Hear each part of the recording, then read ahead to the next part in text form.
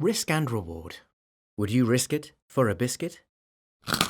This film uses a shamelessly lame illustration involving sharks, biscuits, and roller coasters to help explain risk and reward. So pop the kettle on, grab a snorkel, and buckle up. Whichever way you look at it, an investment is a gamble. While you hope it'll pay off, there's no guarantee, and there's always the risk, there's that word, that you lose some or even all of what you started with. When it comes to investing your money for retirement, how much risk you're willing to take for a potential reward is a balance, often between how long you have to invest and what you want to get back. Let's think about it like this.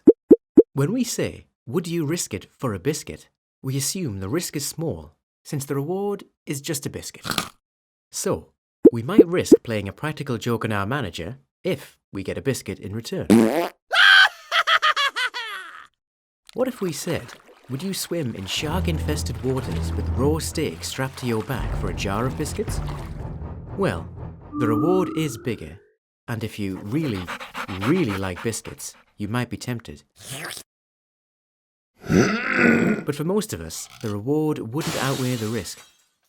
Now, what if you only have to swim for 1 minute? The sharks have just been fed, you're wearing a shark-proof suit, and the biscuits are replaced by £100. No? Still not tempted? What about £500? Or £1,000? You're thinking about it, aren't you? Okay, you get the idea. Risk and reward is a balance. And, generally speaking, the bigger the risk, the bigger the potential reward. And while some people might think £1,000 is worth a stint as shark bait, others wouldn't do it for less than 10, and some not at all.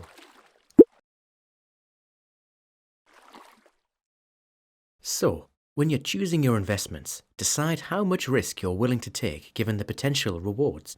To help you, investment funds come with a risk rating based on how well they've done in the past.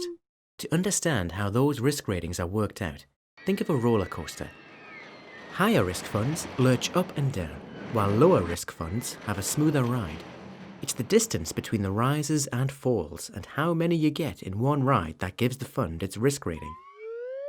And although higher risk investments generally make bigger returns in the long term, and we have to say it, past performance is no guarantee of future success. If roller coasters make you nervous, you might prefer a gentle ride, like the teacups.